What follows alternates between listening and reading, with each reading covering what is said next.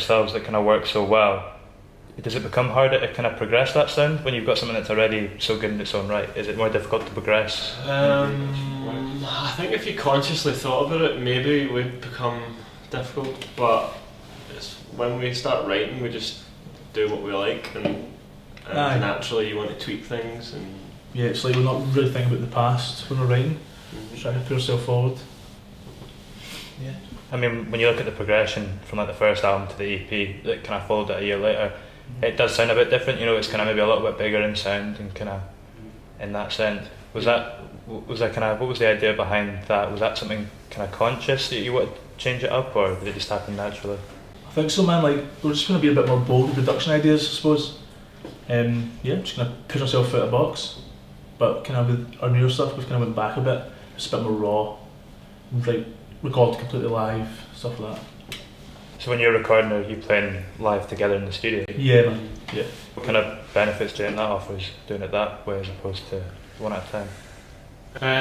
You need to commit. I think you need to commit much more, and you don't feel like, oh, we'll get it next time, because you feel like if everyone else plays well and you don't, you feel bad, so everyone has to really commit to what they're doing and focus, and you can end up getting much more done in a quicker period of time. Again though, if you don't get anything done and you're not happy, then it can drag on and you feel like you're not getting anywhere, but I think it's worth it overall. Yeah, and one of the songs off the EP that I mentioned earlier on is Young Team. Is that somewhere that, like obviously the kind of content tackling that song, is that something you might have kind of ended up doing had you not got into music, do you think? Do you think that was kind of a path you might end up going down? I think for like most people kind of like from where we're from, that's like that becomes like a choice at kind of one point, you know, you kind of want to do like the music thing, or do you want to go and like, fight people, you know? Aye. And kind of one of the things about you guys' music is that you don't shy away from like political themes or things that are happening and kind of affecting everyone in Glasgow and stuff. Like kind of with politics going to shit a bit at the minute, does that make it easier or harder for you to write songs? Does that make it easier or harder? Probably makes it easier. It's not, maybe not as fun though, because things can be so bleak. Yeah. And when the country is kind of heading down a slightly darker path almost, do you think music becomes more important? Do you think people need music more when something like that's happening? Yeah, I guess I do, yeah. I think it's always important though. It's just that music's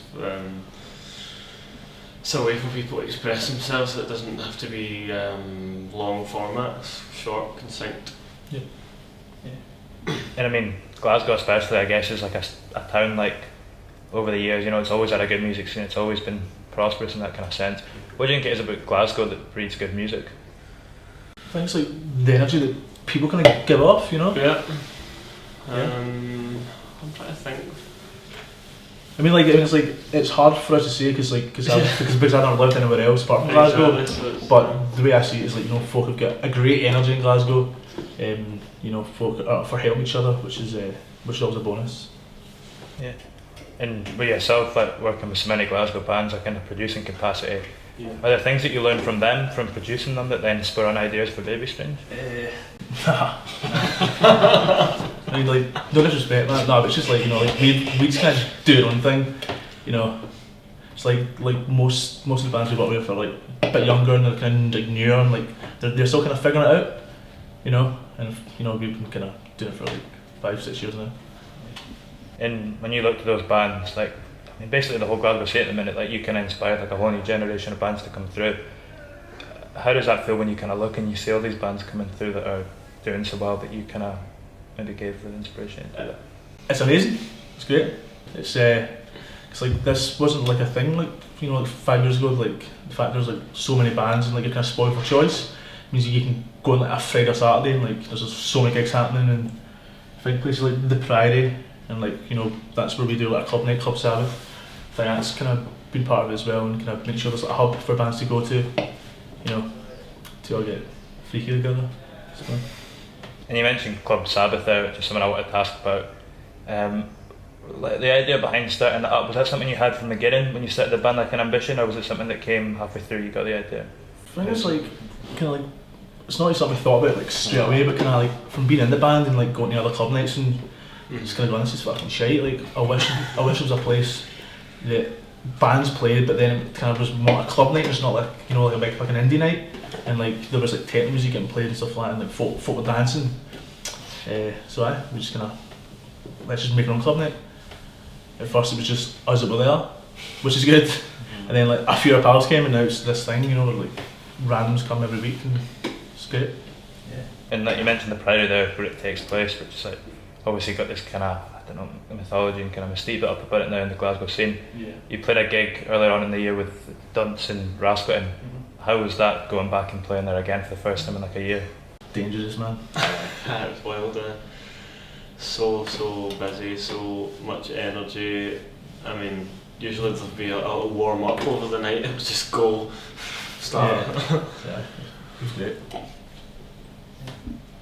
And one of the things I wanted to mention is I seen a Facebook post, and it was kind of speaking about how obviously Dunce and Rasputin tried to go over America and had to raise the money themselves and couldn't get funding, and yourselves couldn't get the funding that you wanted for the second album.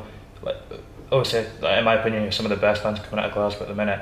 What's like the failing in the system there? What's going wrong that you can't get? We had also tried to get funding for South by like 2 years ago? Yeah.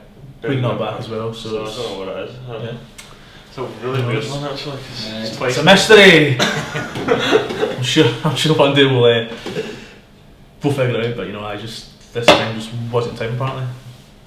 Yeah. And to take it back to the Priory, just got a couple left. What's your best memory from the Priory over the last 6 years? What one stands out above everything else? Well, for me, like when we first booked the lapels, just kind of standing there and watching, just like, wow, this is like this step up. You know, these like dead young guys just like are smashing it, and you kind of just looking around the room and folk are like, who are this band? That for me is probably one of the highlights of Priory. Yeah, I think that time was when people were starting to come just to come in at the pub to hang out and talk to people, and everyone was really starting to make bands, and you could feel like, oh, it's starting to work now, like this whole idea of having a club night and having a sort of base for people. Yeah. And does Jokey get a mention in one of the songs as well? He does, yeah. He gets mentioned in a lot of people's songs. we mentioned Jokey in a song, Motormind. Here comes Jokey with the baseball bat. I'll let you just kind of get a picture of him, you know, wielding a bat someday. Does in the video. Does in the video, and it's very fitting. He didn't need to act that much in that video, by the way. So that's just him being him. Just with a wee hat on. I've just got one left to finish up. As you've like kind of progressed as a band over the last 5-6 years, and you've grown and you've put all this different content, do you think you've taken more or less risks as you've gone on? I think we've taken risks and we've wanted to take risks, but there's been people that have walked around the band that maybe have like tried to kind of dampen that, you know. And now in like this year, it's kind of like a clean slate, you know. We're just kind of back to doing it ourselves, and it's great. So we're up for taking like many more risks.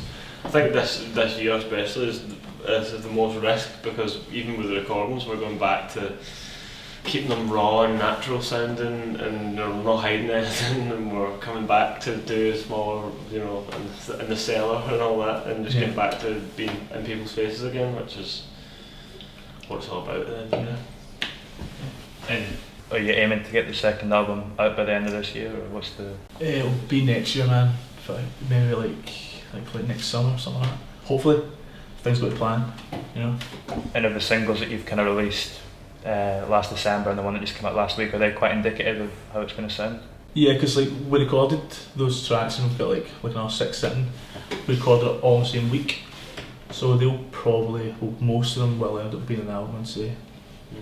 But we're still writing more and really enjoying what we're getting from it, so we're not going to rush into the second album. I'm just going to build up, maybe release some singles and then see if they fit with the album or not. Just don't sort of get stuck in. How do you kind of, obviously you're saying that you're writing a lot and stuff at the minute, when you've got so many tunes that you're coming up with, how do you pick which ones that you want to record? It's just like, ones that you just know, don't you? That feeling, you know what I mean? Like something that makes you feel buzzed. I think as well, like for me, like kind of letting like my mates hear it and stuff as well, and like folk like Jokey, you know, someone that can't play an instrument but like loves music, you can always get a good judge out of them, you know. And he's the guy that, you know, will like say, "What do you think of this?" And he'll go, "Oh shit," or "That's one great," you know. And are there any of the tracks that were on like extended play or came out in the years after that you kind of wished they'd been on the debut album? Yes, actually. I think "Bring Me Down" would fit on the first album for sure, and "Mess" as well. Yeah, "Mess." Actually, that's it though. Would you do that? Yeah. In my mind, they're so time and place. But saying that, a lot of the some of the oldest songs we had were on the EP, so it's a weird one. You just see how it goes in the studio and what feels right more than anything. And when you listen back to the debut album, are you taken back to where you were when you recorded it and stuff, and where you were when you made that record? Aye, definitely. It just kind of takes us back to kind of how mad things were. Just like I just like sit and think like, how the fuck did we manage to make an album? Seriously, like how did we manage? It did take a while, but like still, I'm like, I think of like, you know, like if I had things my way, would probably still be trying to make that album right now. You know, just a big constant party and just like it was just. It was a lot of fun though. I will say that. Too much fun, really. I think that's a good Nice one. note to finish up on. Thank you very much. Fucking great questions, man. Yeah. Really good questions. Cheers.